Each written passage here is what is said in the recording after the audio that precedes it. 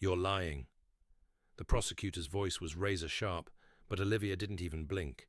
Instead, she smirked. Am I? She shot back. Or did I just prove you're the one twisting the truth? The courtroom gasped. The judge's gavel slammed. Order! But it was too late.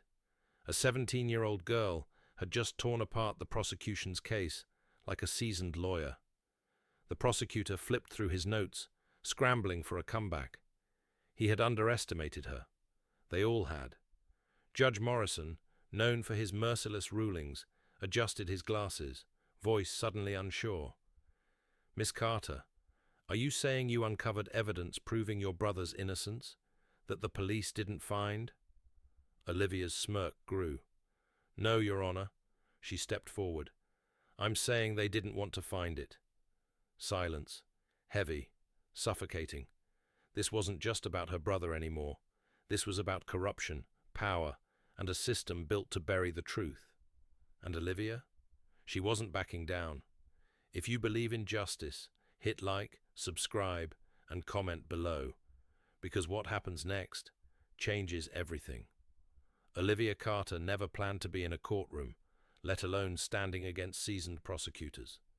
She was just a high school senior, juggling exams, college applications, and late-night study sessions. But that was before her world shattered, before they took her brother. Liam Carter, 19, was everything to her, her protector, her best friend, a college freshman with dreams bigger than their small-town life. But overnight, he went from a promising student to a convicted murderer, all because the system needed someone to blame. A robbery gone wrong. A man shot dead in an alley. Witnesses claimed Liam was there. The evidence? Circumstantial at best. But the police didn't care. The real killer had connections, and the Carters. They were just an ordinary family with no power, no influence. The trial was swift, too swift. The jury barely deliberated before delivering the verdict. Guilty, life in prison, no parole, case closed. Except Olivia wasn't done.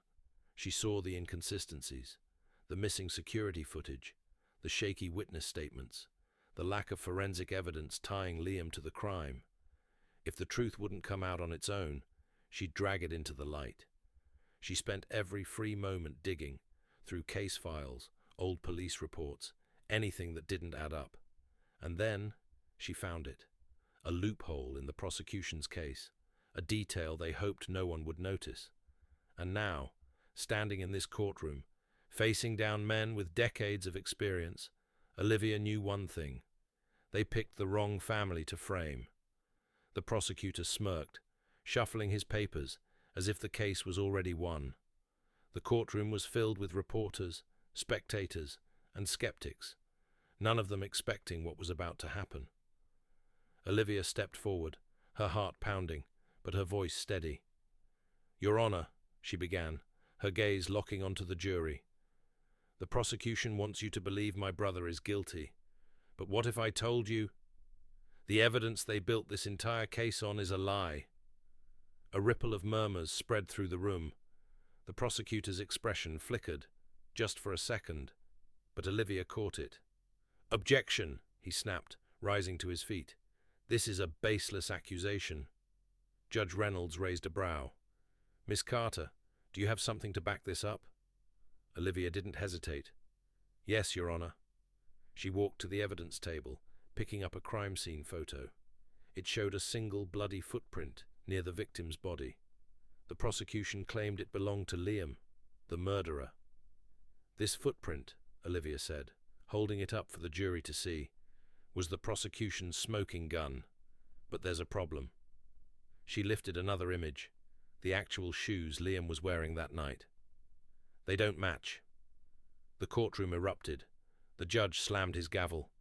Order! Olivia turned back to the prosecutor. You told this jury that my brother's shoe print was at the scene. But you knew. It wasn't a match, didn't you? The prosecutor stiffened. The footprint was similar, but not the same. Olivia stepped closer, her voice gaining strength. And that's not all. The security camera footage from the store next to the alley? Conveniently deleted. The DNA test on the murder weapon? Contaminated. And the so-called eyewitness? She turned to the jury. He cut a deal to reduce his own sentence. Gasps. Someone in the back whispered, "She's right." Olivia took a deep breath. This wasn't justice.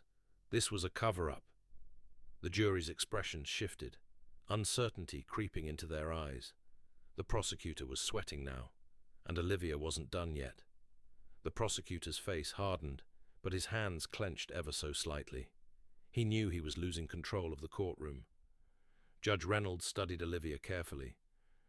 "Miss Carter, what exactly are you implying?" She took a deep breath. "I'm saying the real killer is still out there." A hush fell over the room. Even Liam, sitting at the defendant's table, looked stunned. The prosecutor scoffed. "This is ridiculous. If she has actual proof, I'd love to see it." Olivia gave a small, knowing smile. "Glad you asked." She turned toward the gallery, scanning the faces, until her eyes locked onto one. A man sitting 3 rows back, wearing a grey suit. Detective Harris. "Because," Olivia continued, "the real murderer is sitting in this very room." The reaction was instant. Whispers, gasps, reporters scribbling furiously. The detective's expression remained neutral, but Olivia saw it, the barest flicker of unease. The judge slammed his gavel. "Miss Carter, this is a serious accusation." She nodded. "And I have serious evidence." Walking back to the evidence table, she picked up a file, the one file that changed everything. "This," she said, holding up a forensic report, "is the original fingerprint analysis. It was never presented in court because it was suppressed." She set it down and grabbed another. "And this is the altered version, the one used by the prosecution." She turned back to the jury. "The original identified an unknown suspect, someone with a criminal record. But the altered one?" She placed them side by side. "It conveniently points to Liam." Judge Reynolds leaned forward. "Who was the original suspect?" Olivia turned, pointing straight at Detective Harris. The courtroom exploded. The detective barely moved, but his jaw tightened. "This is nonsense." Olivia took a step closer. "Is it? Because I also have this." She pulled out another document. A bank transfer. $50,000 deposited into an offshore account linked to your alias, 2 days after Liam's arrest. The jury's faces transformed. The prosecutor looked pale. "Your Honor, this is completely out of line." Judge Reynolds raised a hand. "Quiet." Olivia stared at Detective Harris, her heart hammering. "You framed my brother to cover your tracks. You suppressed evidence, and you thought no one would find out." For the first time, Harris looked nervous. Then, he bolted. The courtroom erupted into chaos. Officers moved in. Harris shoved past people, making a break for the side door, but he didn't make it. A bailiff tackled him to the ground. Handcuffs snapped around his wrists. "Detective Harris," the judge's voice was cold, "you are under arrest for obstruction of justice, evidence tampering, and conspiracy to commit murder." As Harris was dragged away, Olivia turned to Liam, tears in her eyes, and for the first time since the nightmare began, she saw it in his face. Hope. The jury filed back into the courtroom, their expressions unreadable. Olivia clenched her fists, her breath shallow. Liam sat rigid beside his lawyer, his hands trembling just slightly against the table. The bailiff handed a sealed envelope to the judge, who opened it slowly, deliberately. The silence was unbearable. Judge Reynolds cleared his throat. "Ladies and gentlemen of the jury, have you reached a verdict?" The foreperson stood. "We have, Your Honor." Olivia swallowed hard. "In the case of the State versus Liam Carter, on the charge of first-degree murder, we find the defendant." A pause, a heartbeat. "Not guilty." The words slammed into Olivia's chest, knocking the air from her lungs. For a moment, the courtroom was dead silent. Then the dam broke. Murmurs, gasps, Sobs. Liam's lawyer patted his back, but he was frozen, blinking as if he couldn't process what had just happened. Then Olivia launched herself at him, throwing her arms around his shoulders. "You're free," she whispered, her voice cracking. "You're free, Liam." His arms wrapped around her, and suddenly she felt them shake. "You did it," he rasped. "You saved me." Behind them, the prosecutor slumped into his chair, defeated. Judge Reynolds rapped his gavel. "Court is adjourned." But Olivia barely heard it. She was already pulling Liam to his feet, pushing past reporters, ignoring cameras. They stepped outside into the crisp air, free. Jason, their childhood friend, was waiting outside the courthouse steps. He let out a whoop and wrapped them both in a bear hug. "Damn, Liv, you just tore the justice system apart." She let out a shaky laugh. "Someone had to." Liam looked up at the sky, his eyes wet. "I still can't believe it." Olivia squeezed his hand. "Believe it. You're going home." But deep inside she knew this wasn't just their victory. It was a warning to every corrupt cop, every rigged trial, every broken system. The truth always comes out. And the cameras flashed. Reporters shouted questions. The world was watching, but Olivia didn't care about any of it. As they stepped away from the courthouse, Liam took a deep breath, his first as a free man.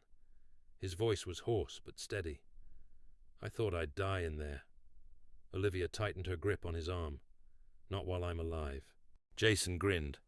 "Liv, you just made history. People are already calling you the teen defender." She rolled her eyes. "Please, no nicknames." But deep inside, she knew. This wasn't just their win. It was a battle cry. The corruption had tried to bury them. The system had tried to silence them. They failed. Now, Olivia had a fire in her veins. If they thought she was done, they were wrong. This was just the beginning. She turned to Jason and Liam, her eyes fierce. "Let's go home."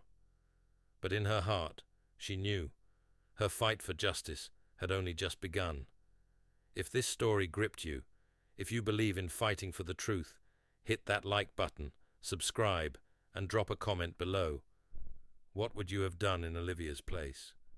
Because justice isn't just a word, it's a fight, and we fight it together. See you in the next one.